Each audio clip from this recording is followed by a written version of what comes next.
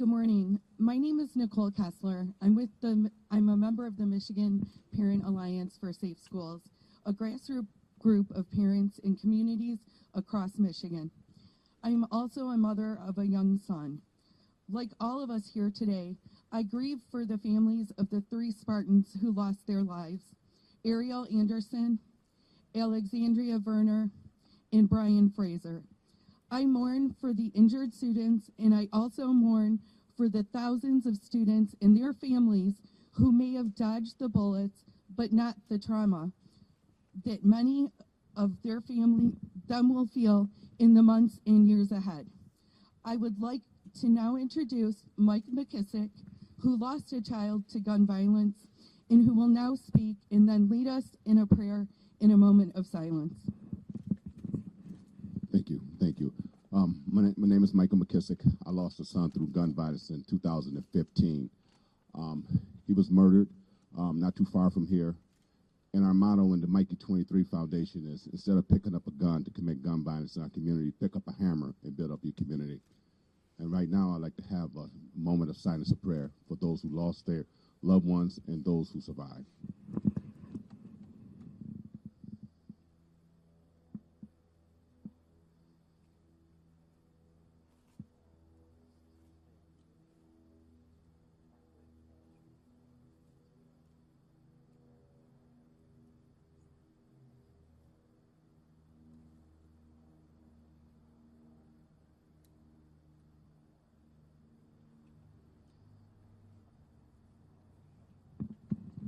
Thank you. Thank you, Mike. Like every parent in Michigan, our organization wants children to be safe. We are not asking for too much when we demand that our kids are safe in their schools and in their classrooms, from preschool to high school to college. We are not asking for too much when we demand that legislators pass common sense safety measures like universal background checks and safe storage requirements. For too long in Michigan, parents have waited and waited for politicians to put our children's safety first, except that too many of those politicians were in the pockets of the gun lobby while generations of children experienced the trauma of lockdown drills and worse, actual shootings. Now, we are hopeful that a new day is here.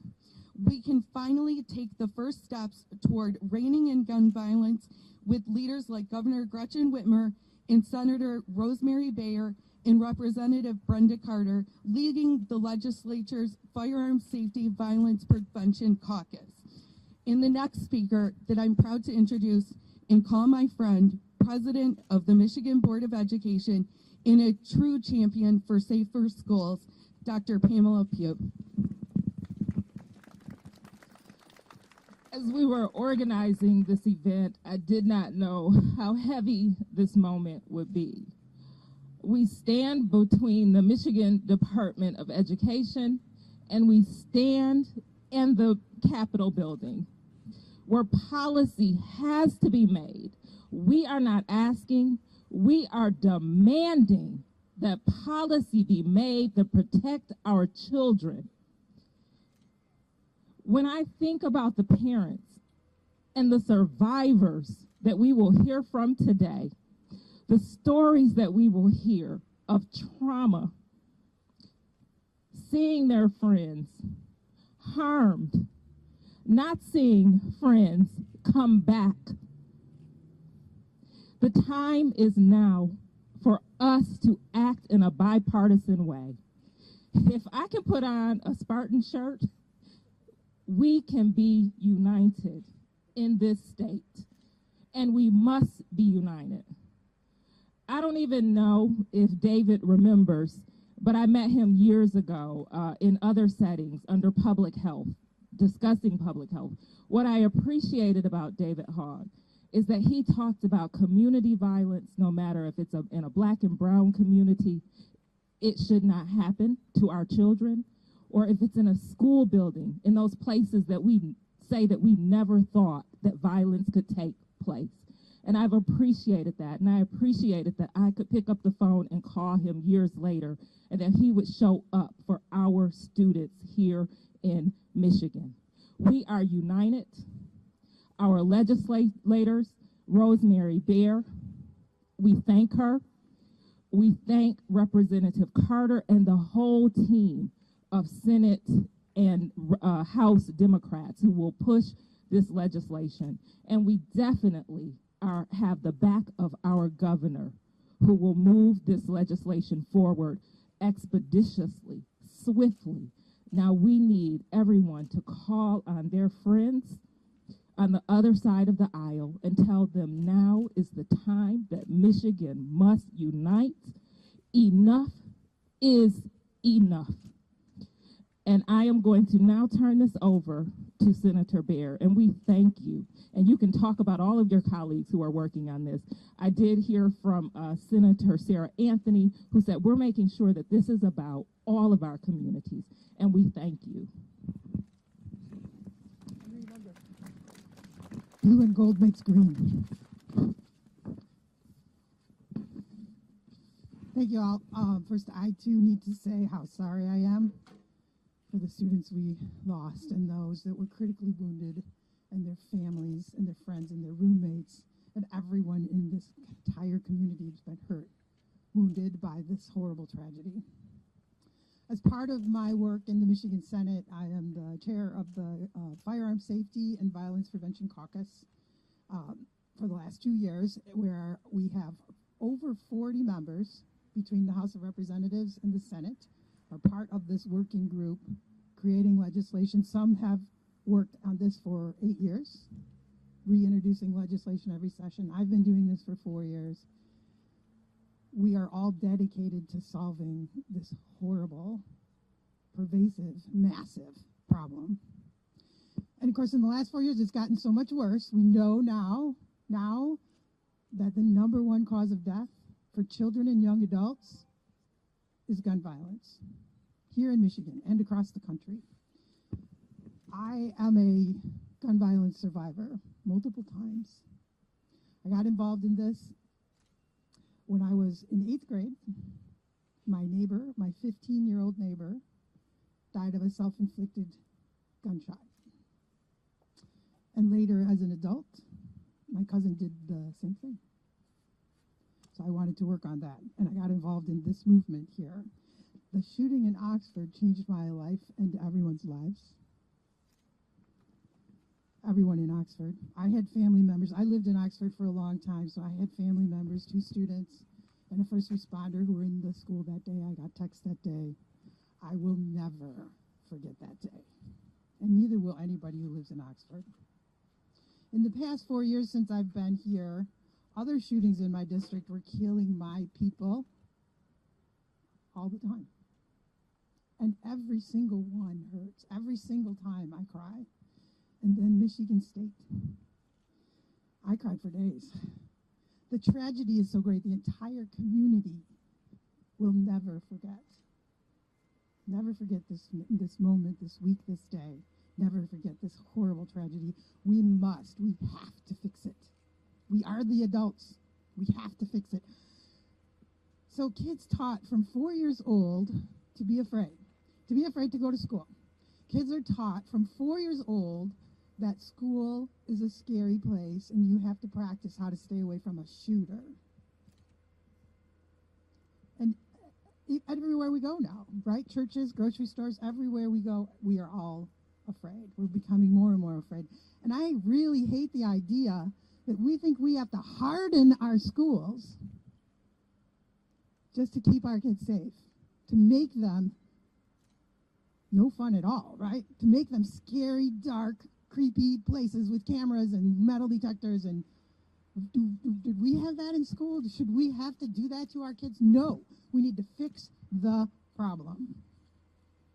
Yeah, I've worked on gun legislation for the last 4 years, and every time we introduce something, I would think, and I was new at this, I'm an engineer, I don't know politics, I would think, this time, they're going to get it, and they're going to say yes, this time, because the majority of people in Michigan want us to do this. They've been telling us for years to do this, so this time.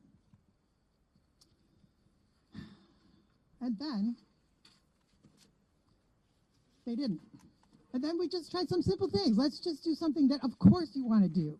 Of course, you want to have basic background checks.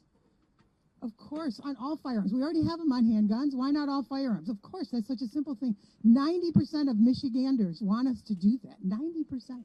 But no, we could not get a hearing. We could not get a vote. We try to do this thing that would help protect our kids. A really simple request. Safely store your firearm so they can't get it, so they don't shoot themselves, so they don't shoot someone else by accident, all the things that can happen. I thought that was so simple. Of course they're going to want to do that, but no.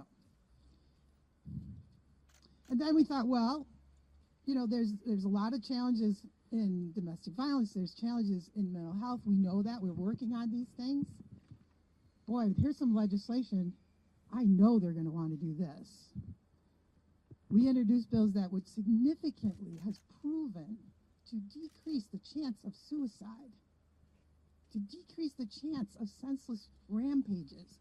But no, we could not get a hearing or a vote. And I kept reminding them in all my floor speeches, this is our job, this is our responsibility, we have to do this. The polls kept saying over and over again, Michigan wants this. Today, I am relieved to finally be able to say that we are taking action. We are finally changing the story. We've introduced gun safety legislation in a new environment where we are going to have hearings, we are going to have votes, and we blooming well are going to pass those bills. So we introduced our action. Now, the first set of actions we took last Thursday, we introduced, and we will soon vote on, and expect to pass, a universal background check set of bills. So that's a basic check before every firearm purchase, not just handguns. The changes in the bills, the laws that we have now, crosses out the word handgun and inserts the word firearm. So simple. We also introduced and expect to pass safe storage legislation to ensure that firearms are securely stored, unavailable to minors, and to hold their owners responsible for that. Thank you. And we introduce and we expect to pass red flag, extreme risk protection order legislation to get at the problem when someone could be a danger to themselves or to others, and someone knows that. This happens a lot. This happened in my district last year, where the family knew, the family called police, the police came every time, but they weren't allowed to take any action. And in the end, 3 people died because of that one person who desperately needed help, and the family who desperately needed help, and there was no help. We introduced and expect to pass those bills soon. All of these, thank you. All of these bills have been proven effective in other states. All of these bills will be part of making Michigan safer for all of us.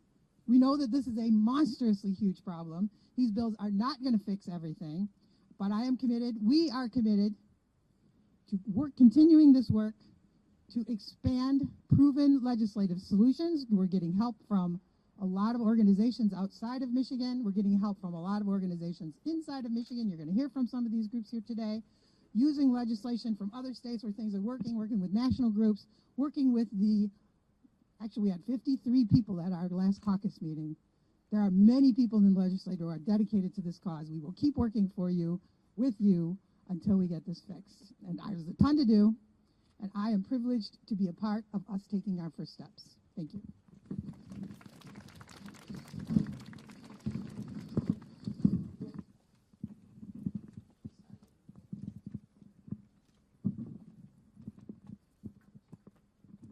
Good morning. My name is Olivia Upham, and I attended Oxford Community Schools for 13 years, preschool through senior year, when I graduated in 2017. The best days of my life were inside of Oxford's classrooms, and I know now that is a luxury. Many of my former Oxford teachers have become my confidants, allies, and family, and I can tell you that they are suffering. I moved away to attend college in Washington, D.C., and within my first 6 months of university, I attended the very first March for Our Lives protest. I did not know 5 years later we'd be convening here for my state and my hometown. As fate or chance would have it, I received the opportunity to teach 6th grade in the 2021 school year at the very same middle school that I attended, in Oxford, not but 11 years after I was a student there. 3 months into my teaching, though, we locked down, we prayed, we had vigils, we mourned for my community on November 30th, 2021. On my last day teaching my sixth graders, who are, by the way, the brightest, funniest, most curious group of individuals I have met, I wrote all 154 of my kids a goodbye letter. I promised them that though I was leaving, I would still attend their games, their matches, their ceremonies, and even their weddings. I know in my heart of hearts that I must prepare for the potential that one of them will experience gun violence in their lifetime. Let me say that again. I have fully braced myself to the fact I may have to attend one of their funerals as an educator in the United States of America. My brother Keegan Rock survived the shooting at Oxford High School, though his friends did not. He will attend Michigan State University this fall. My own school board has dismissed me. Will you? Where are you? Where is your shame, your humility, your inspiration, your fight, your drive, and your cry? After I graduated from George Washington University and began teaching in Oxford, I was invited to serve in the United States Peace Corps as a teacher to represent the very best our education system has to offer abroad in Africa. What would I tell them? What is there to represent? Do I tell my new students that before our children are scholars, are athletes, are silly, are mischievous, are carefree, are creative, they are targets? Do I tell them here in one of the wealthiest, safest countries in the world, we are accepting and tolerant of our own being slaughtered while studying? As Representative Alyssa Slotkin implored me in a private conversation I had with her last week, it is time to shame and to name those who are against our best, our children. I would do anything for my brother Keegan. I would do anything for my 154 students. I would do anything to bring back Tate, Hannah, Justin, Madison, Brian, Ariel, and Alex. But remorse is not enough. How will you vote, and how will you use your voice? Thank you.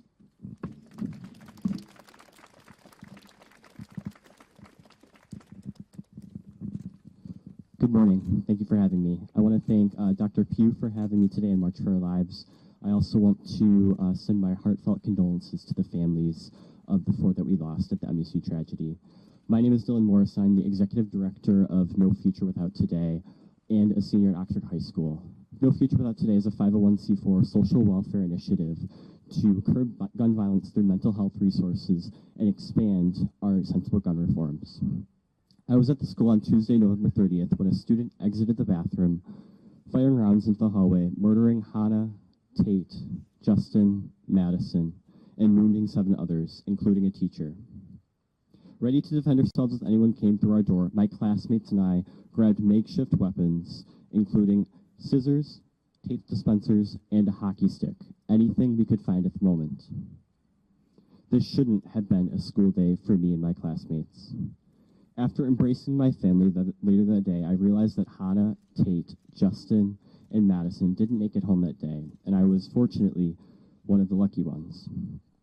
I was in denial for weeks, wrestling with my thoughts and actions. I couldn't make sense of how this could happen at any school, let alone mine. In the 14 months that have passed since the shooting at Oxford High School, my team and I have been urging the Michigan legislature to pass reasonable gun safety laws, including truly universal background checks, extreme risk protection orders, and secure storage laws. These protections are practical, they're well understood, there's a consensus for them, and they will save lives. The impressive turnout in Michigan this past election was at least in part due to the students at MSU who got out the vote in record numbers to put Democrats in power. Now it's time for the Democrats in the legislature to deliver on the gun sense legislation they campaigned on. Similar bills have been introduced year after year in Michigan, only to languish without further action. Now, I'm able to commend the Michigan senators, especially Senator Rosemary Bayer, for introducing SB 76 through 86. We have a hearing scheduled, we have incredible pressure and attention on this issue, and I'm confident we will be able to call it to a vote here soon. And I urge members of the Michigan House to follow suit so that we can have real, tangible progress on this issue because students here in the state of Michigan cannot wait any longer. We go to school to become better people. We go to school to experience new things. We go to school to build our futures. Hannah, Tate, Justin, Madison, Ariel, Alexandria, and Brian went to school to build their futures, not have their futures taken away from them. School should be safe. Thank you.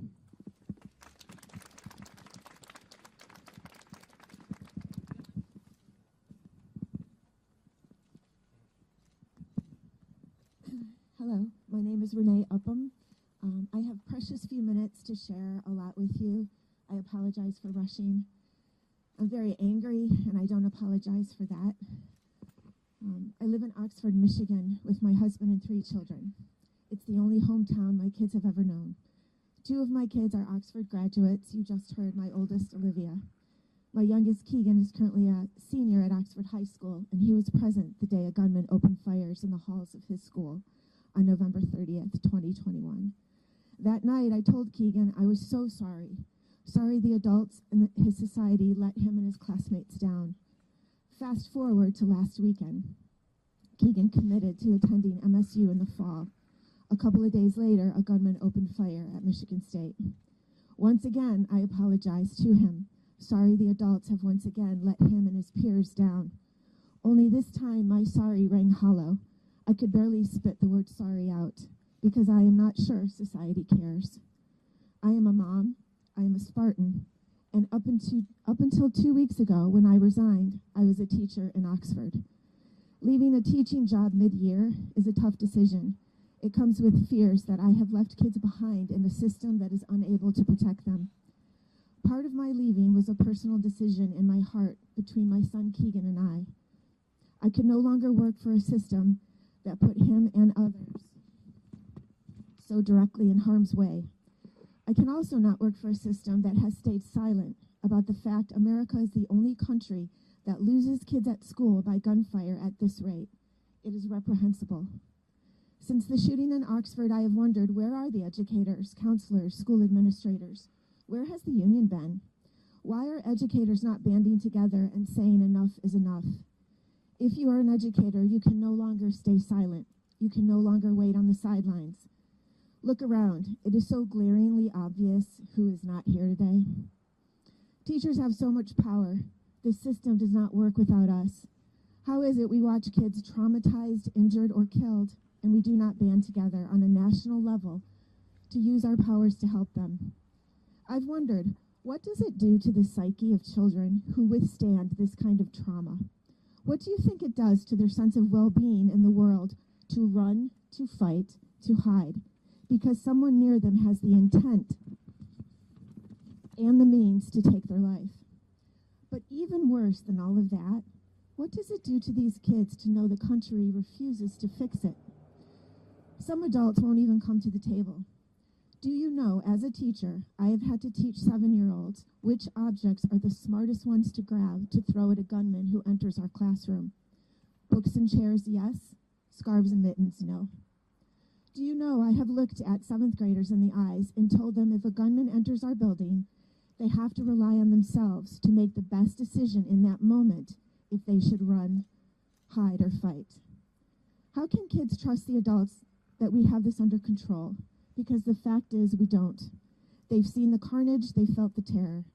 As my son Keegan did, they've typed the word shooter in text messages to their moms and dads at home. They know the adults are not keeping them safe. They know the score. These kids are saying enough. I stand with them as they call out the people who continue to ignore this devastation unique to this country.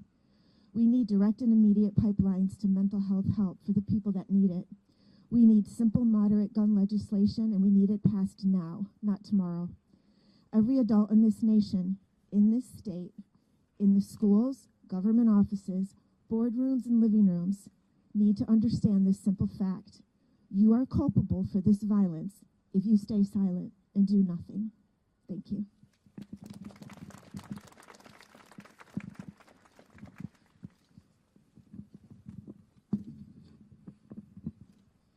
Public speaking used to be my biggest fear.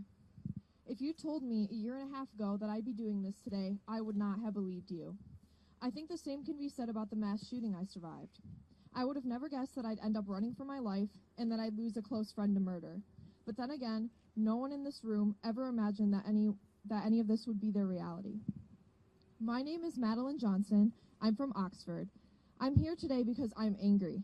I'm angry that all of us had to learn firsthand that there are much scarier things in this world than giving speeches. I am angry that 4 children died at my high school, including my best friend, and that their lives were not worth enough to you to enact change. Now, I know that most people in this room are in my shoes, so I want to express today that I'm speaking solely to legislators, to anyone with the ability to bring us safety who has refused to do so time and time again. Tate, Hannah, Madison, and Justin were not only murdered in their high school, they were also failed. They were failed by the people who were supposed to protect them. Oxford was not the first community to experience a mass shooting in this country. We've known as a society for a long time now that gun violence is a crisis. I've spoken dozens of times. I've yelled, I've protested, I've rallied, I've lobbied, I've done it all, and I think I speak for us all when I say that we are tired. We're college and high school students. We should be worried about writing essays, not eulogies. What more do you want from us? When is it going to be enough? Ariel, Alexandria, and Brian were failed. They are dead because of the lack of common sense gun legislation we not only have just in this country, but more specifically in the state of Michigan. I could name hundreds of beautiful humans who were failed. What if I'm naming your loved ones next? What if we're holding conferences, protests, and vigils for your loved ones? Will you care then?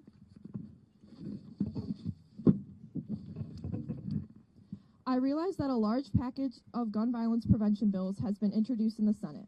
While I am thankful that this has finally happened, I am angry that it cost Madison her life. I'm angry that it cost Tate, Hannah, Justin, Brian, Alexandria, and Ariel their lives. I also recognize that there are many individuals who have pushed for this to happen and who have been fighting alongside us for a long time, and I am grateful for the hard work those legislators have dedicated to the cause. But to all those in office who refuse to support this common sense legislation, the only thing I ask of you is to wake up. Picture your life without your children, your parents, your significant other, and your relatives. Picture their faces on the news. You are not immune to the effects of gun violence. It's clear that nobody is.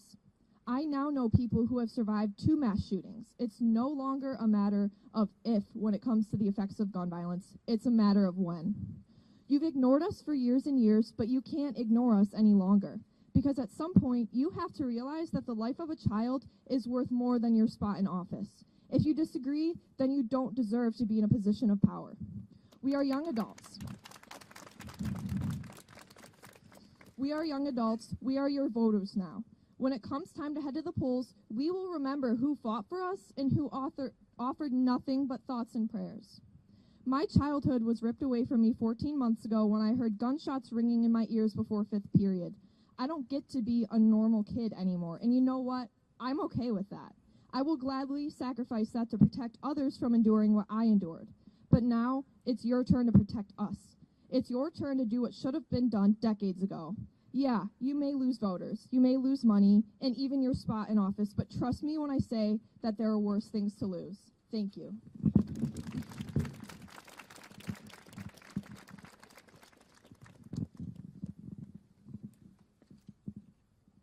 Hello, my name is Zoe Hayden, and I'm a Michigan State junior and the co-president of March for Our Lives MSU. A year and 3 months ago, I got a text no one should ever have to receive. There's a shooter in my school right now. 1 week ago, I had to send that same text back. When the Oxford High School shooting happened, I was in shock. I never believed something like this would happen to my family, my sister. Lila, my little sister, called me while she was locked in her classroom. That was the most terrifying experience of my life, hearing what was going on in those halls while she was locked inside so close to it all, knowing she was in those hallways just moments before. That same fear struck me during the MSU shooting. I was brought right back. It was all happening again. I was in my apartment, knowing people I loved were on campus. It was 4 hours of waiting and not knowing what was going on. The fear that I experienced for the people that I loved that were there both times will never leave me. This is the second mass shooting that has directly affected my life.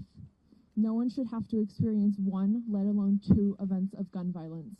And I was lucky. I was lucky that both times I was safe. I was lucky that my sister survived.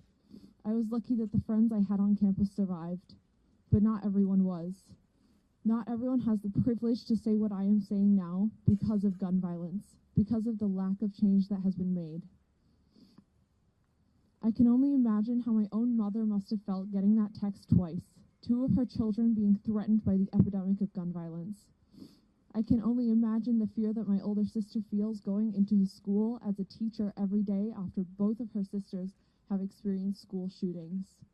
We should not have to live in fear. So many of these shootings could have been prevented if only for universal background checks, safe storage requirements, and assault weapons bans. But they didn't listen. We need to act to tackle the root causes of gun violence, not just how to better react when we inevitably experience it.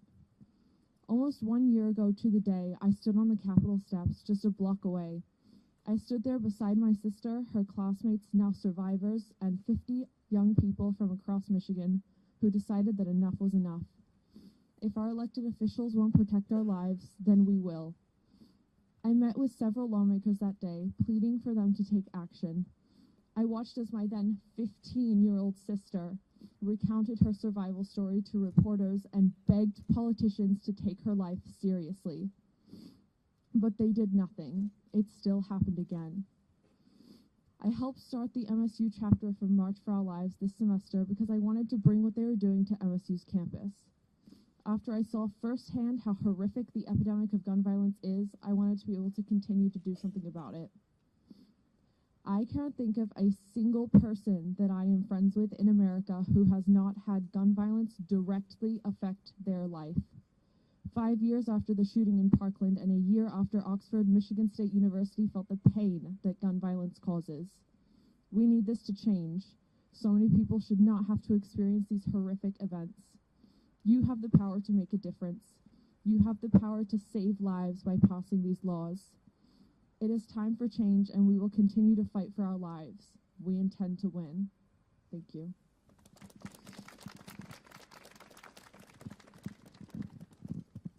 Alexandria, Brian, Ariel. We will remember their names. And I don't really need to introduce these two, David and Mariah. All I just want to do is tell you thank you. Thank you for answering the call of our children, our students. You shouldn't have to be here, but you are, and we thank you. And I'm just going to call you all on up.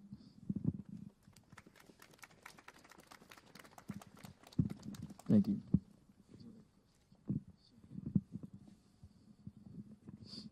Hello, everyone. My name is Mariah Cooley, and I'm a Howard University student here, and I'm a board member for March for Our Lives. And we're here today because young people have a lot to lose, and we've already lost so much. There have been 71 mass shootings this year. No other country has to experience this form of terror and violence that we face in the United States of America. And the problem in America is getting worse. And it's not just mass shootings, it's everyday gun violence. I got involved with this movement because I lost my cousin due to gun violence. And it's the everyday, community-based gun violence that I want to focus on today. Because we have a right to live, and we have a right to live without the fear of gun violence. We have a right to live and be in our homes, in our churches, in our grocery stores, in our schools, and not worry about a bullet. I don't want to have to walk down the street and wonder when I go into this building, am I going to be met with violence or can I have peace? America doesn't have peace, and we haven't for a long time. Michigan legislators, I'm here today to talk to you. You have the power to save the lives in your state, and every second wasted is another second a mass shooting could occur. And it's bigger than just mass shootings.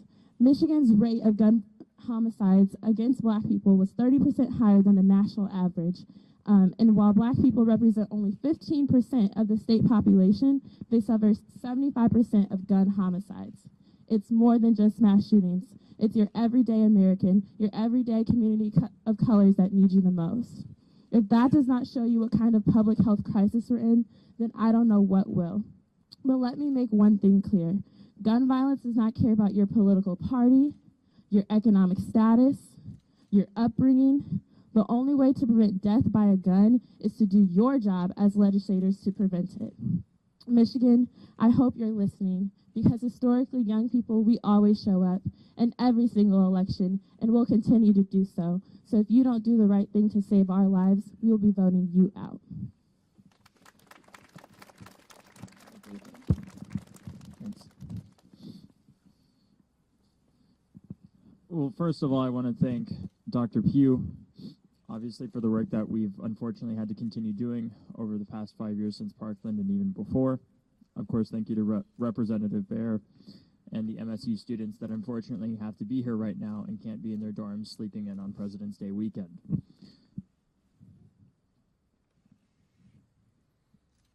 I'm tired of being at these things. I'm really tired of being here. I think all of us are. I was here only a couple months ago in Lansing, literally only a couple 100 feet from here, with students that ended up going through the shooting at MSU. People like Zoe, who just talked, like Zoe Hayden, and so many others.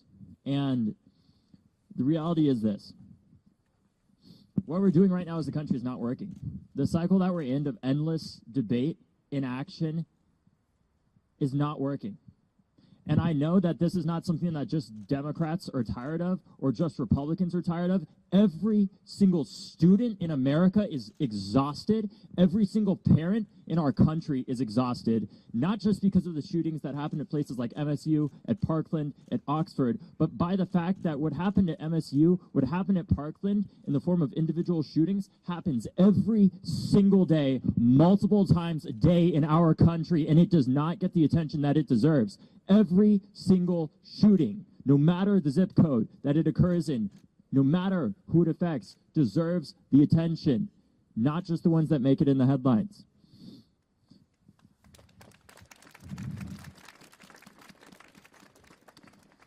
Look, we understand as a country that we have our disagreements, obviously. Just watch any cable news. Turn on the TV at any point, that's obvious. How about we start focusing on what we can agree on, which is the fact that we need to do something about this. We need to come together as a country. Last I remembered, the motto that we went by as a country is not Democrats and Republicans are constantly fighting against each other and nothing happens. What I remember learning about in our history books is e pluribus unum. Out of many, one. We need to be one as a country united against gun violence. One as a state united against gun violence. And one as every community united against gun violence. Look, I can respect people that don't agree with me, but I can't accept the fact that there is nothing that we can do to end gun violence, not just in communities that look like MSU, but in every single community in our country. We have to focus on what we can agree on and acknowledge the fact that, obviously, again, that we know that we're divided. That's okay. That's part of democracy. What is not part of democracy is doing nothing in the face of existential threats to the domestic tranquility, as is talked about in our preamble. We are failing to ensure the very values that our country was founded on of domestic tranquility and ensuring that our students and everyday people are able to live without fear. That's unacceptable. But the only way that we're going to get out of this is if we break the cycle that we're in right now of debate and inaction after shootings and turn that cycle into one of dialogue, not as Democrats or Republicans, but as Americans, of dialogue and action after these.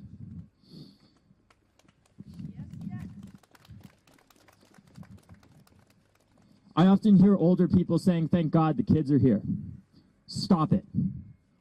You're not dead yet. We need you. We need every generation in this fight with us. Join us. Be part of the solution no matter your age. Don't be part of the silence. Be part of the solution and join us. Don't just look at young people that are up here and say, "Wow, that's really amazing that they're doing that." Work with us. We need you. Our country needs you. These young people need you. We need you as a generation to not just say, man, we really messed up and we're glad that you guys are here. No, you are still here. Come join us now. Your kids are in existential danger every single day in their communities and in their schools because of inaction of people that look like buildings like this in the 50 United States of America. As a country, we need to come together across racial lines, across political lines, across generational lines, and work to stop the very thing that is killing the future of our country, which is gun violence. Republicans, I'm here to make you an offer that I'm sure you have refused to make before to the Democrats in this state. We want to work with you. We want to find common ground to make sure that it doesn't matter if it's Democrats or Republicans that are in power, that if and when, unfortunately, gun violence continues, because this is going to take a long time, that it doesn't matter which political party is in power, because we all care about the safety of our children and the domestic tranquility guaranteed to us in the preamble of the Constitution. Come join us in that. Let's have a conversation. Let's have a dialogue. Let's put our politics aside so that future young people can be at home and at college being students instead of activists because of your failures. Lastly, if we got every single state in this country to implement common sense gun laws like those in Massachusetts and other states across the country, we could cut gun deaths in half in this country. Those laws have been ruled constitutional and they have been proven effective. We don't need to reinvent the wheel here. This has been done before, and we can do it in Michigan, but we're going to need to do it in every single state. And this is my call to action for young people. We've been voting at the highest rates in American history, time and time again, and not just 50-50, but with a massive disproportionate amount for gun safety candidates, for candidates that care about protecting our future. But that's not enough. I need every young person that's here and every young person that's watching this from MSU to stop asking, why does this continue, and start asking, how can we be part of the solution? I want every young person who watches this that asks themselves that question to seriously consider running for state legislature, no matter what state you're in. Are you ready to do that? Are we ready to make sure that headlines like those that happened at MSU, those that happened at Parkland, those that happened at Oxford, those that happened at Columbine, those that happened in so many communities across the country are no longer headlines and are left to our history books? Because we can be, because every other high-income country doesn't have this issue anywhere near the level that we do. The only way that that's going to end, though, is by young people working across generational lines and older people stepping up with us and not just standing by and saying, wow, we really messed up. Thank God the young people are here to save us. We need your help. We need you to work with us. We need you to support us in an intergenerational coalition because we can't do this on our own. And it may be true that we are going to outlive you all, but we need to learn from the mistakes of the past so that future generations don't have to be the next mass shooting generation. Thank you.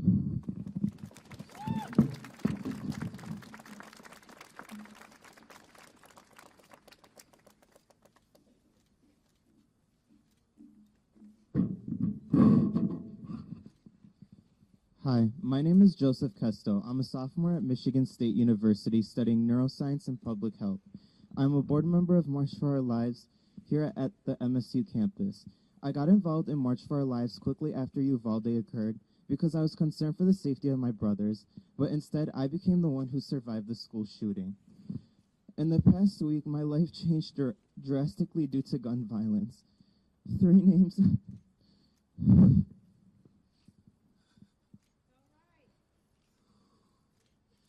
I will never forget our Ariel Anderson, Brian Frazier, a classmate in my organic chemistry class, and Alexandria Werner, who lived in my apartment complex. While Governor Gretchen Whitmer has done an amazing job taking swift action on gun laws, this is not enough to keep me safe. Neither my friends, classmates, siblings, and loved ones safe as well. Other potential solutions that Michigan could consider on gun safety include ban on assault weapons. These types of firearms are designed for military use and have no place in our communities. States like California, Connecticut, New York, and Massachusetts have already implemented bans on these deadly weapons. Increase funding for mental health services. Addressing the root cause of gun violence is essential to reducing it. Michigan could increase funding for mental health services to help identify and support individuals who may be at risk of harming themselves or others. More mental health resources also needs to be provided for those impacted by gun violence as well. Strengthen laws on domestic violence. Individuals with a history of domestic violence are more likely to commit gun violence. Michigan could strengthen its laws to prohibit individuals with a historic of domestic violence from owning or possessing firearms. Improve data collection and analysis. Accurate data on gun violence is essential to inform effective policy solutions. Michigan could improve its data collection and analysis on gun violence, including information on the types of firearms used, where they were obtained, and the demographics of those involved. Increase education and awareness on gun safety. Many gun deaths and injuries are the result of accidents. Michigan could implement educational campaigns to increase awareness about gun safety, including proper storage and handling of firearms. By implementing a combination of these solutions and others, Michigan can continue to progress on reducing gun violence and keeping our communities safe. I do not want to be next, and I don't want my friends, loved ones, families to be next as well. Thank you.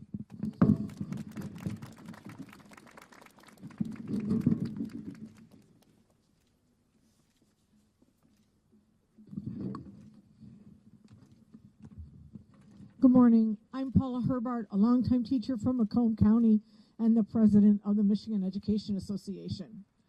Like everyone here today, I was devastated to hear the news last week of the shooting tragically at MSU. I was actually on a Zoom with two members who had children at MSU at the time and got the notices. Just a week ago today at this very time, Ariel Anderson, Brian Fraser, Alexandra Werner were still alive and well. Last Monday morning, they were attending their first few classes of the week, getting their to-do lists in order, making plans with friends, I'm sure, all the things that college students do every day. And exactly 1 week ago, they had likes and dislikes, favorite foods, TV shows. They had hopes, dreams, and their whole lives ahead of them. And now they're gone. Taken away from their families, friends, and the community. This list of young people grows, whose lives have been cut short by senseless violence. Children at Oxford, Uvalde, Stoneman Douglas, babies, children at Sandy Hook, and Virginia Tech. Too many to list, actually. And these are just the ones who were murdered at their schools. Countless others of children, students, young people are gunned down every day outside of school. And we cannot keep doing this. We cannot accept school shootings as a normal part of life, offer thoughts and prayers, and move on. As parents and educators, we can't keep wondering if today is the day that something horrible will happen. We must keep pushing our elected leaders to make meaningful actions to protect our students from gun violence, our children, our babies. It's past time for state and federal lawmakers to pass reasonable, sensible gun safety laws. Sorry about that. Universal background checks. Extreme protection laws to keep guns out of the hands of those we know pose danger to themselves or others. Safe storage requirements to keep guns at home securely locked and out of children's hands. Increase penalties for adults who fail to secure their firearms and allow them to fall into the wrong hands. These are common sense proposals that are overwhelmingly supported by voters, overwhelmingly, regardless of political party or their affiliation. This is a zero excuse, political or otherwise, for lawmakers to do nothing. Zero reasons. To continue watching innocent children gunned down by people who shouldn't have firearms, to watch communities torn apart by tragedies, to watch parents lose their children. As a parent, I can't tell you that that adage is true that we've all heard. No parent wants to outlive their child.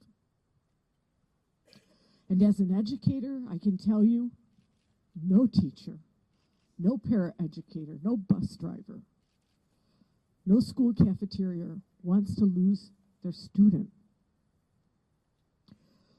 We want to run into them in the grocery store years after graduation, catch up for a minute, tell them, like one student said to me, "You still smell the same, Mrs. Herbert."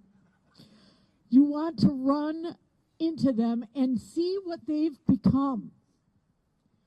We at MEA believe that every child deserves the opportunity to live and grow and thrive.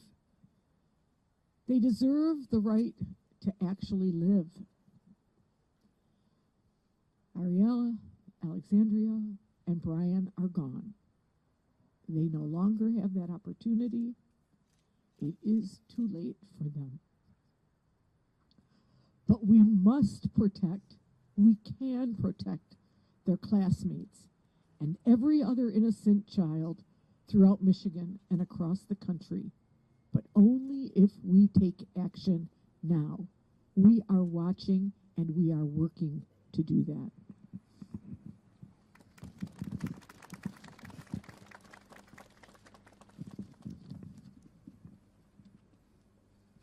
Thank you, Paula.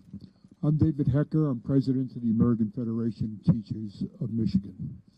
You know, on January 18th, as part of a statewide end gun violence event, I stood at the podium at the Church of the Messiah in Detroit with others, calling for common sense gun safety legislation.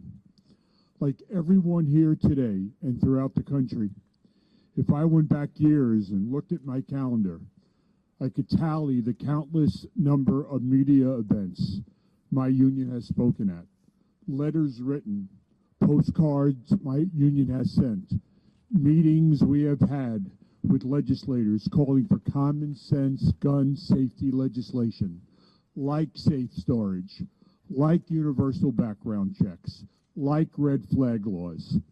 Issues that, as Paula said, regular folk strongly support regardless of their political leaning.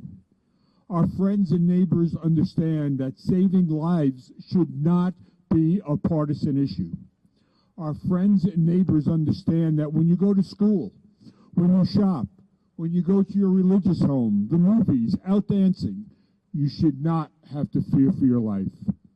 For some reason, when it gets to elected officials, political affiliation seems to matter. Well, what also matters is elections. This past summer, Congress passed and President Biden signed gun safety legislation. With the leadership of Governor Whitmer, Speaker Tate, Senate Majority Leader Brinks, Senator Baer, and her colleagues, we are confident Michigan will do so as well. We call on legislators from both sides of the aisle to advocate for and pass these laws. How can anyone be against saving lives? Now let me introduce Victor Rodriguez Pereira. Victor is the Vice President of the Union of Non-Tenure Track Faculty, AFT 1855 at Michigan State University. Victor. Good morning, everyone.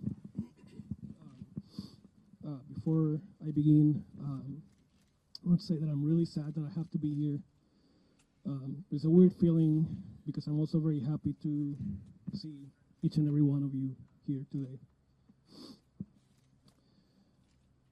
First, on behalf of the faculty of the Union of Non-Tenure Track Faculty at Michigan State, I want to extend my condolences to the families of Ariel Anderson, Alexandra Werner, and Brian Fraser, as well as the families of those injured in the horrible events of last week.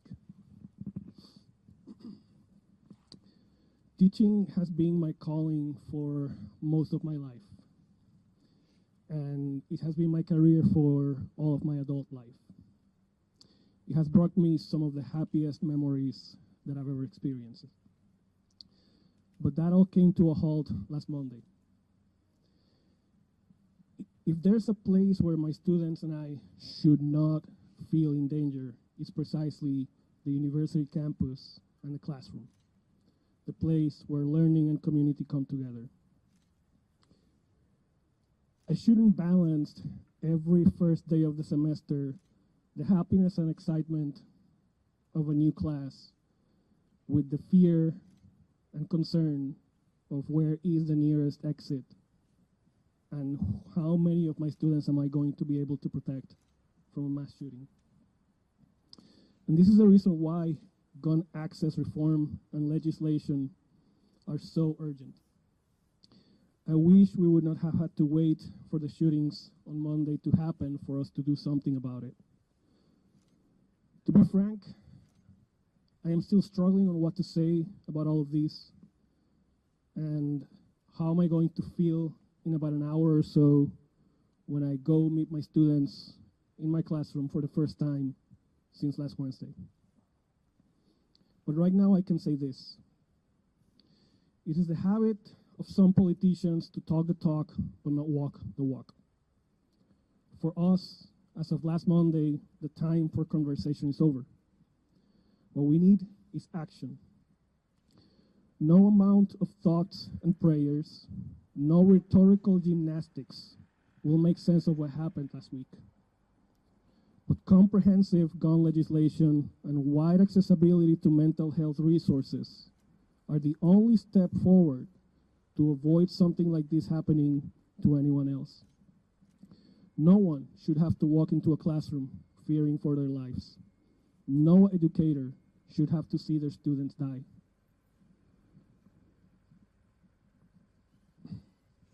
Last week, I almost lost a good friend of mine, my office pal, Marco Diaz Munoz. He's the professor whose class was attacked last Monday. No amount of talk will make up for what he and his students suffered last week.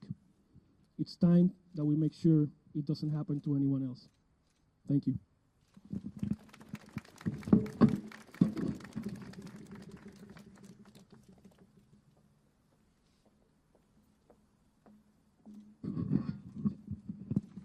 Good morning. My name is Dr. Nicole Beard, and I am here to represent the Lansing chapter of the NAACP.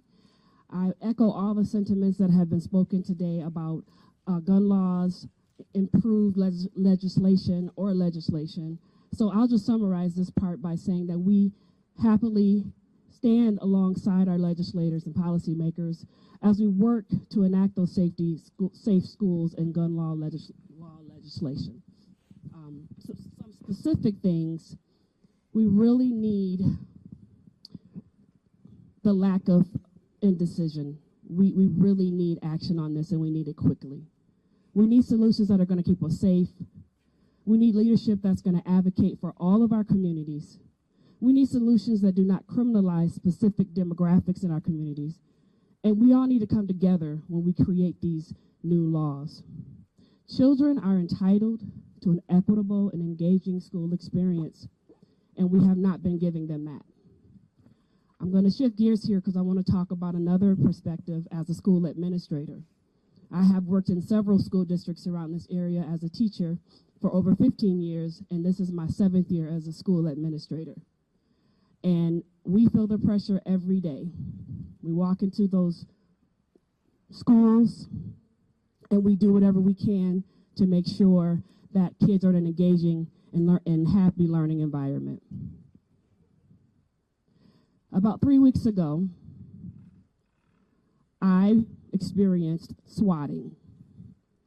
My school district, which is Okemos Public Schools, was one of the school districts in Michigan that got that phone call or that radio call from our superintendent to lock the schools down.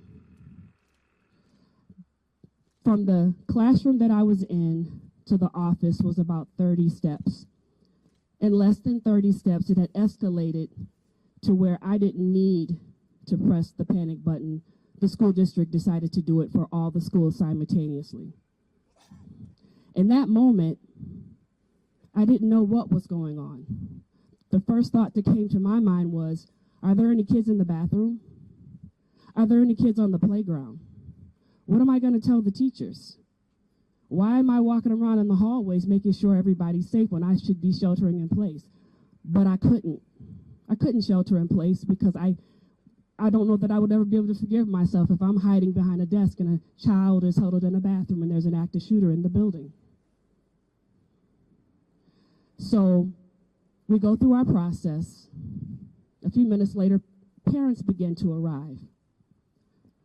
Current policy dictates that we cannot open the doors because we don't know what's going on.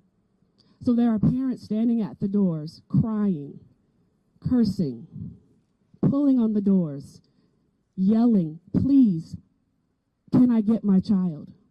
And I have to stand there and say, "I'm so sorry. I can't let you in right now." And theoretically, we understand that. But what you don't understand is trauma is trauma, whether it's real or perceived. In that moment, we thought there was an active shooter in Oklahoma's public schools. We didn't know what school they were in.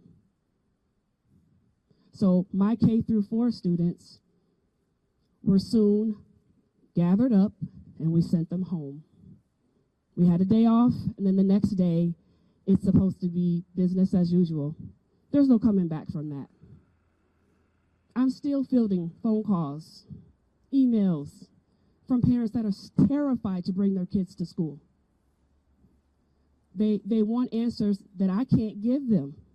And it's breaking down the trust between school districts and our communities that we serve. And that's not fair. We need our legislators to partner with us. Please listen to us. And not just a select representative to help push forth what you want to happen. Get a representative, a select representative that covers all of Michigan, urban, suburban, charter, private, whatever you need. Sit down with us. Listen to us. Because if you don't, you are going to continue to lose amazing educators, just like this woman that spoke. We should not have to wake up in the morning and decide, I'm going to put down the career that I've done all my life because I don't know if I'm coming home. If we work together, we can make this happen. The NAACP stands with you. My husband is also a school administrator. We deal with this every day. All you need to do is just get us together. We will tell you. We will tell you what we need. We need you to listen to us. And also, my last thing, as a graduate of Michigan State University, my heart goes out to my alma mater. So whatever you need from us, we are here for you. Thank you. I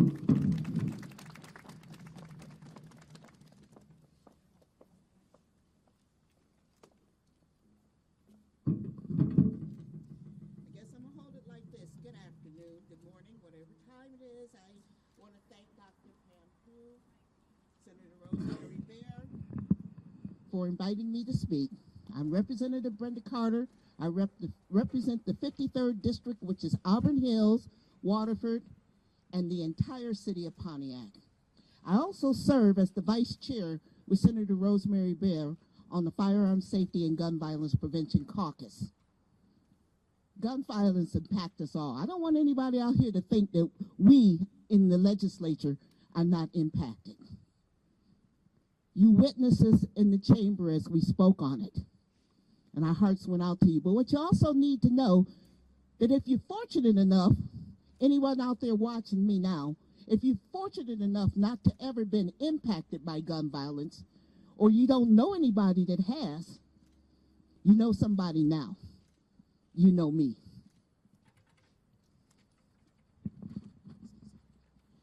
Excuse me. Give me just a second. I am a strong supporter of gun reform, but I'm also a survivor. The only thing that's more painful than hearing that your child has been gunned down is having to live it every single day.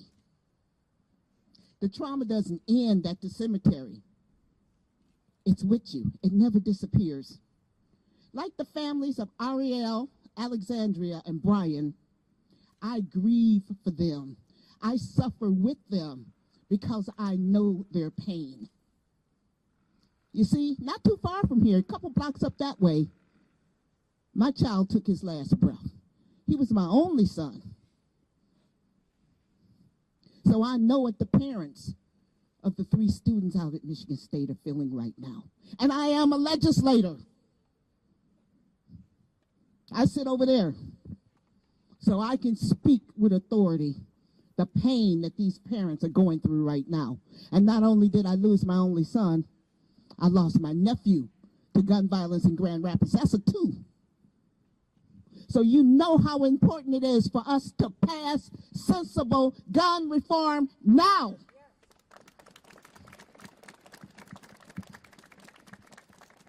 I am here today because we lost 3 precious lives at my alma mater, Michigan State University. And 5 of those young people are going to be traumatized for the rest of their lives. I'm here today for the hundreds of students out there in Michigan State that had to shelter in place, terrified for their lives. I'm here today for the community of Oxford that had the reminder hit them in the head again how unsafe our schools, our campuses are. This senseless loss of life not only happens in our colleges and our universities, you know, thank God it happens infrequently. But you think about all the young people who die every single day in communities like Detroit, Flint, Saginaw, Grand Rapids. I'm here today for 7-year-old Araya Jackson, who was gunned down in Pontiac. All she was trying to do was go to school.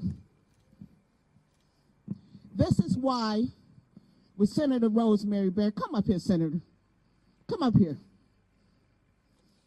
Give this lady a round of applause. I know lots of people did it, but champions, because we understand that this is an epidemic that needs to be stopped now. We don't want to wait till later on. We don't want to wait till the next incident. We need to have sensible gun reform now. If we had had those background checks, if we had had safe storage, if we would have had ERPO in place, we might still have Ariel. We've got Brian. We still may have had these young people here with us today. If we'd have had these laws in place, my son might still be here. So there is no excuse at all. No excuse at all. This is not politics. This is policy. Get it straight. We're here. We're lawmakers. And if the people that you elected are not protecting your children, you know what to do.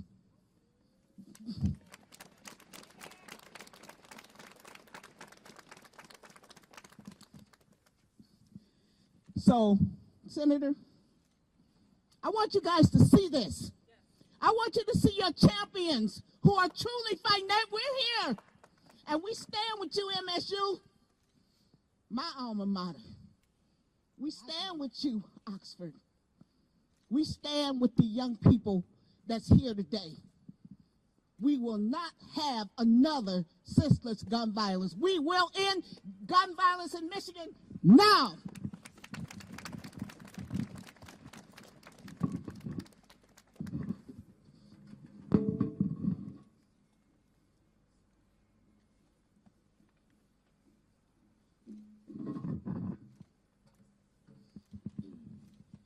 Hello, my name is Noreen Chaudhry. I am a student and a board member of MSU March for Our Lives.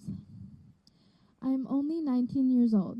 I should not be here fighting for my safety right now. I should not have to fight for my life in between going from my writing class to my math class. I should not be barricading my own door to my dorm and hide under the bed I lay on when I finish my homework. I should not be sending texts to my family saying, "Mom and Dad, I don't know what's happening, but I love you." I should not have to worry about this. I go to school to educate myself and build for my future, but what future is there when I only hear the words run, hide, or fight? I still have 3 more years to go until I graduate. I should not have to feel like this. It's February 20th, and it's been 51 days since the year 2023 has started. Why does it say there has been 80 mass shootings on the gun violence archive? Why? Why does it say there have been 30 children between the ages of 1 through 11 and 217 teens ages 12 to 17 killed on the gun violence archive? All I am asking is why. Why are communities shattered and families torn apart? Why do I have to feel like this? In the United States, there are more firearms than there are people. If this isn't the time where you think of an approach to gun control, then I don't know when the time will be. It's not about taking people's right away. It's about ensuring public safety, our safety. It's time we ban assault rifles, these weapons that are strictly designed for military use, yet have been associated with mass shootings. By working together, we can find a strike balance between protecting the Second Amendment and promoting responsible gun ownership, while at the end, keeping our communities safe from gun violence. Thank you.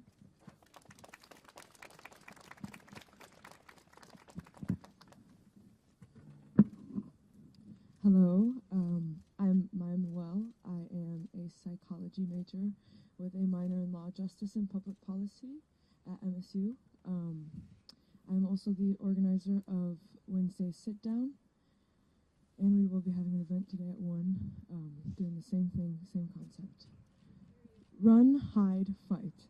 Do you know what that means? On the night of September 11th, 2022, I was with friends in a downtown East Lansing apartment as I walked into the building and said, "Did you guys hear that?" And we went on doing our normal tasks. September 11th email reads, regarding the report of shots fired off campus in the city of East Lansing near Mack Avenue and Albert Street, the suspect is believed to have left the area. There is no suspect information at this time. Please continue to avoid the area and use caution. Message reads, "Mama, there's a shooter outside of our building. I'm safe." On the night of October 30th, 2022, I was celebrating an early Halloween, grabbing my car from the Grove Street parking ramp. October 30th, email reads, "This is an MSU alert from the Michigan State University Police regarding an incident in the city of East Lansing. A report of shots fired occurred at or near downtown East Lansing. If nearby, use caution. Contact East Lansing Police to report any unusual or suspicious activity. Gunshots were reported to have been fired in the area of the Grove Street parking ramp. Officers are on scene. Suspects are reported to be 2 black males, one wearing a black jacket with a red design on the back and one with a backpack. Please avoid the area at this time. Call 911 if you observe anything suspicious." Message reads, "Mama, don't worry, I'm safe." On the night of February 13th, 2023, I was getting ready to celebrate Valentine's Day with my partner. Email reads, 8:37 p.m. MSU police reports shots fired incident occurring on or near the East Lansing campus. Secure in place immediately. Do you know what this means? Run, hide, fight. Run means to evacuate away from danger if you can do so safely. Hide means to secure in place, and fight means to protect yourself if no other option. 8:38 p.m., 10:07 p.m., 11:01 p.m., 11:40 p.m. Run, hide, fight. On the night of February 13th, I sit 4 hours frantically texting my friends. Message reads, "Mama, there's an active shooter on campus. I love you."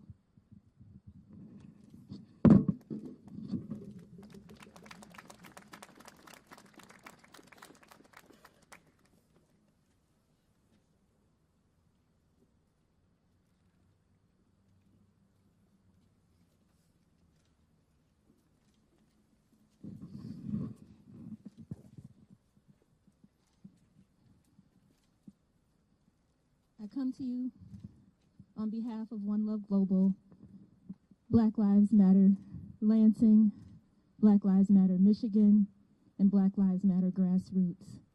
And I'm here with my family standing with me. I had a different speech prepared for you today. And yesterday when I was expecting a call about our sound system, when I answered, what came through the phone is a sound that no legislator with a conscience could vote no on legislation for gun safety. If you've never heard a mother wail from a place that comes from another world,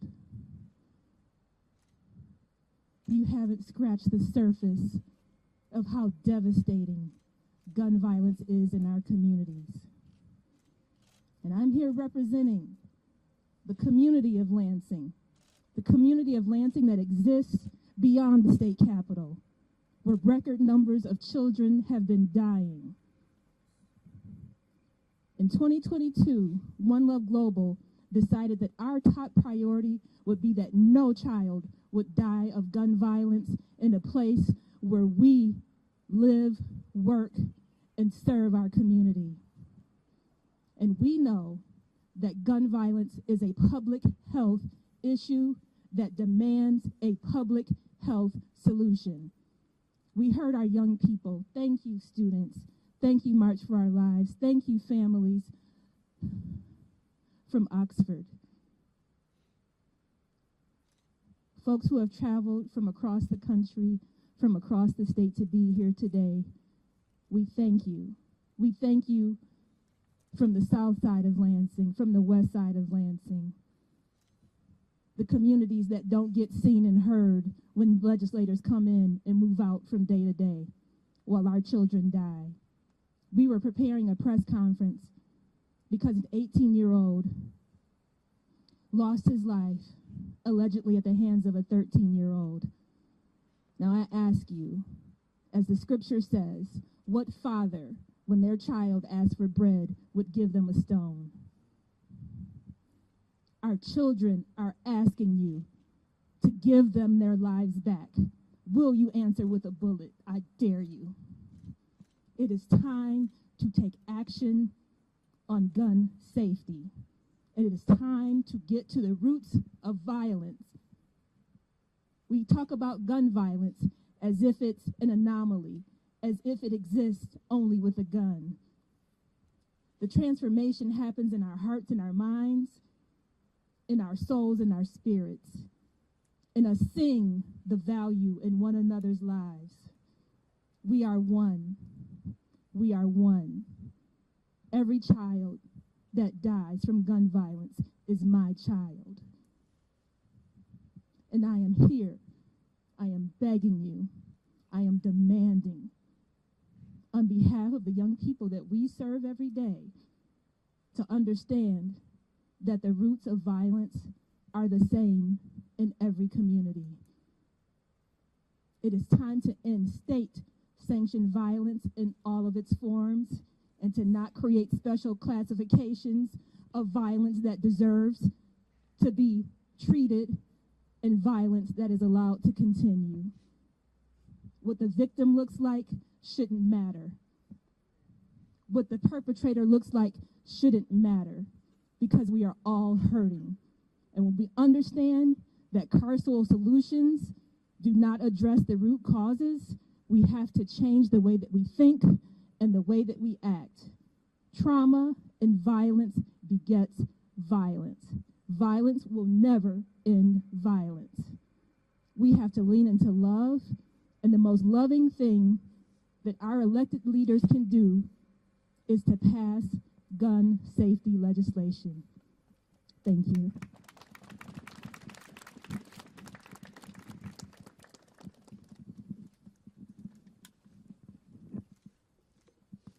I want to take this time to thank you, the media, for showing up. We will be taking questions in just one moment, and we thank you for coming to lift up the voices of our survivors, the voices of our parents, the voices of our impacted communities. On behalf of the majority of the Michigan State Board of Education, we thank you. as well. And I just want to let you all know that we have, as the State Board of Education, passed resolutions that speak to and in support of legislation to end gun violence. Dr. Michael Rice, our Superintendent of Public Education, will be testifying next week. At this time, I want to give the media the opportunity to ask questions. I am going to have, I don't know if Senator Bear is still here. If you could come forward. If Mariah and David could come forward, or anyone else that I'm hoping that you may want to ask questions to. And I'm going to ask Noah, to help me to make sure that we're fielding questions. And you guys can go ahead and let's get at it, because I know we're running over time. For the Senator, the Republicans have been focusing on the mental health aspect of anytime the gun reform is mentioned. Can you kind of talk about how you're planning on trying to get that bipartisan support right now? Well, part of it is we are building up the resources in the new system, really, for mental health that we've lost decades back. That is a big piece of what we need to do. But we also need to remind them that, there's a lot more to this story than mental health. There's a lot of reasons why these things happen, but the biggest one is that we have half the guns in the whole blooming world here in this country.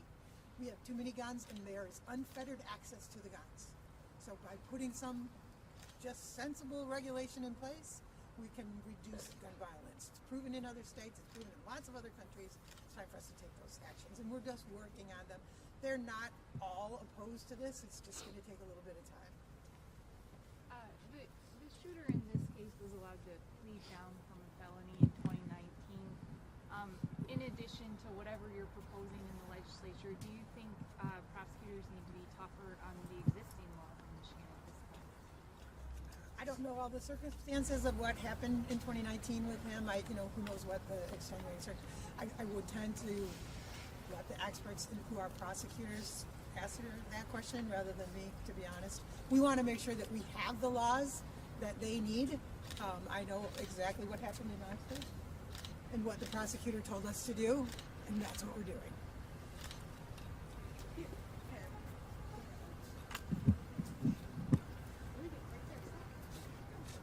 Owen. Owen is an MSU student. Question during Q&A. I'm Owen White with the Leavenworth Sports Network. I'm also a sophomore at Michigan State University.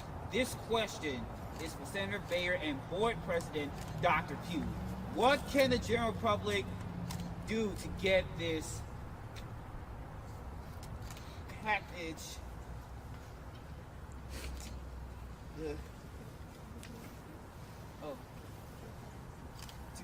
to get passed through both chambers and to the governor's desk? Can you use the mic when you answer? As a member of the State Board of Education, we, as you all know, are responsible for K through 12 education and really working with our legislature, making sure that they have all the information that they need. As I mentioned, our State Superintendent of Public Instruction will be with them, making sure that they testify, making sure that we're carrying, it was mentioned, surveys that show that there is bipartisan support. So we use our bully pulpit, we call on friends, we advocate, we talk as loud as we can, and that is what we do, and we are totally in support of the legislature, Rosemary Bear and the Senate Dems, as well as the governor. And we're doing our job, right? We introduced the bills. The steps are really consistent. We'll have a hearing on Thursday in the Senate, and then there'll be a hearing in the House. Likely it's not scheduled yet, but like the week after. And then both houses will vote on those bills. And the governor has already told us that she is waiting for us to be done. So it's a process that we'll go through. And at the same time, we are listening all the time. We are listening. We want to do the right thing. So there'll be more work. There's more to do. But we're here for that too. A follow-up, if I could, Senator. I know that there are three arenas that these bills fall into: safe storage, red flag, and universal background checks. should we expect further work out of the legislature on further gun control reform? And if so, what would that look like? Yes, we should expect more. We know that this isn't going to solve everything. We know that there are actual specific data from other states that show how much improvement we expect to see just from these pieces of legislation. So we know that we're already going to have an impact as soon as we go. We're also working on mental health. We have in the caucus, in the Firearm Safety and Violence Prevention Caucus, about 40 other bills that we've introduced in the last 2 years. Many of them are very interesting, and I suspect conversations are underway on how we proceed and what are the priorities. Mostly it's about listening to what's important, what have we learned. Some people have been all over the country talking to what actually works in other places. We're relying on our friends at March for Our Lives, Gifford's Law Center, Brady's Law Center, every town, all those groups, and then all the people, all the schools, all the kids, the people that matter. I have a question for David and Mariah, if I could. I'm from the Sages MSU student newspaper. Do you guys have any advice for us or any sort of, I guess,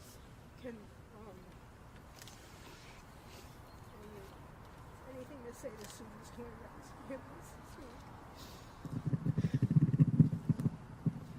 I would say, take the time that you need to work on you. I think the thing about this movement and just gun violence prevention, you don't expect yourself to get involved in the movement until you have no choice but to stand up, right? But also within that, prioritizing your mental health, but recognizing that it is your power and is your voice, and you have to make that heard when the headlines dim and no one seems to care about your community anymore, or when there's another mass shooting, unfortunately, because they happen back to back. Or you're in a community of colors and you lost your cousin, you lost your family member, you've seen it happen in your neighborhoods, and nobody's listening. That's when you have to speak up the most and keep fighting. But yeah, that would be my advice. I'm sorry. Yeah, I would offer that advice too, that there's no way to come back from something that never should have happened. There's only learning to live in a new normal as you go forward. And I think for some people what that looks like is speaking out. I think especially for students after Parkland, and obviously for some of the students here, it looks like speaking out and making sure that this doesn't continue as much as possible. But for others, it looks like stepping back and reestablishing what community looks like in the wake of these things, because that's really what will enable us to have the persistence necessary to deal with, frankly, idiots like the people in that building who don't care about our communities a lot of the time, who don't care when the media isn't covering this. And I think one of the most powerful things that you could do, as a student journalist like I was in high school, is continue covering these stories when the general media goes away. Because statistics don't change minds, unfortunately. It's stories. And the last thing that I would say is just that you need to know that you don't have to be out there constantly. Everybody up here is out there when you're not able to be out there, and you need to take a break for yourself. And they know that you're there doing this work, helping cover this issue when they need to step back, because none of us are alone in this. And I truly mean that. I think trauma has a unique way of forming new connections between people, and it's not like a blood family relation, but it is a unique type of family that does come from these events, unfortunately, and fortunately, that we have each other. You're not alone, but make sure that you know that it's not on you to solve this or any one of us. It's just on all of us, just not at one time. Speaking of the idiots, the last legislature had representatives that had done things like gotten handcuffs for sneaking a gun onto an airplane, had their home robbed, not safe storage, had their gun taken away. Right now we're looking at a situation where we have county governments, like in Ottawa County specifically, that are going to be passing weird, they call it constitutional carry or constitutional county legislation, and they're going to try to not enforce gun laws at the sheriff's level. My question is for Senator Rosemary Byrne.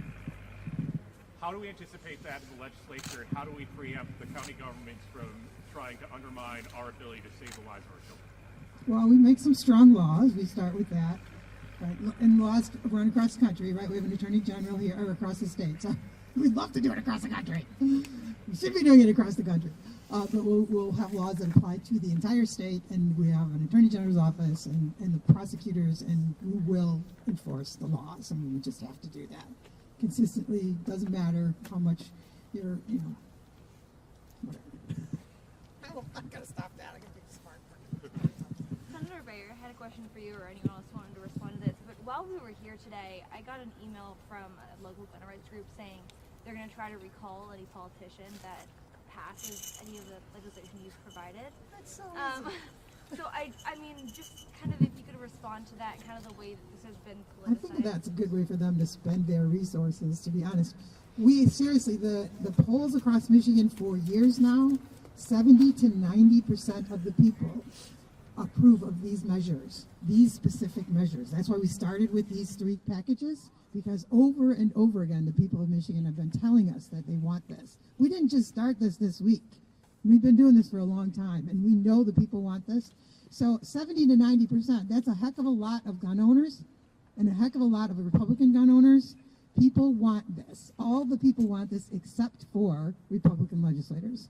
So, who to recall? I have a suggestion. Kind of just following up to that real fast, if you don't mind. The response that we often hear from gun owners on these kinds of situations when you are trying to pass these more basic gun laws is that any basic gun law, even like these, that would allow people to keep their guns is an infringement on their rights. Just want to give you a chance to respond to that. It's really not. We aren't taking anybody's guns. We are actually just making it safer, right? So the fundamental idea, and many states have these laws already. People are not losing their firearms. That's not what this is about. And we reassuring people, my family is full of hunters. We're not doing anything that's going to stop hunting or impact our hunters. That's not the problem we're having. So we are always going to be careful to respect the culture of Michigan and the people of Michigan and how things are here, right? Every hunter I've talked to, and there's a lot of them, there's a large group of gun owners for gun safety now.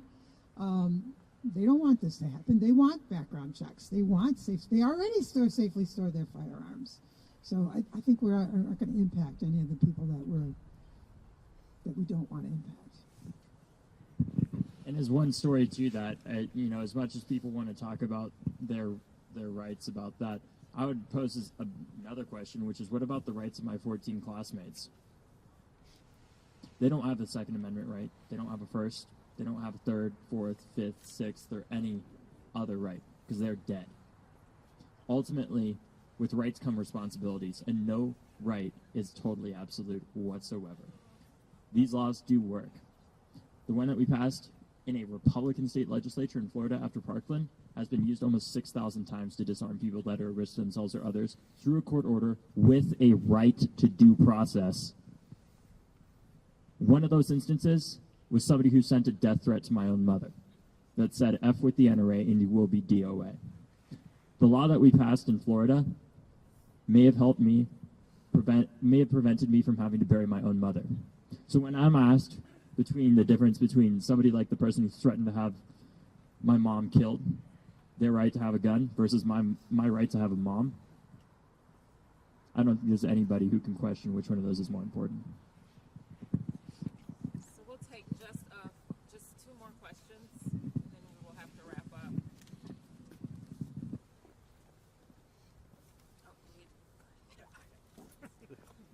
I've got a question for the Senator. With the Dems now holding an advantage in the Michigan State Legislature, do you expect that movement on gun legislation will be easier in the coming years? Yes. I mean, it wasn't possible before. We could not get a hearing. We asked every single week. I personally asked every single week, can we get a hearing? Can we get a hearing? Can we get a hearing? You can't get a vote if you can't get a hearing. You can't get a. We couldn't get a vote. Couldn't get an opportunity. So now we have an opportunity, and now we expect to pass those bills.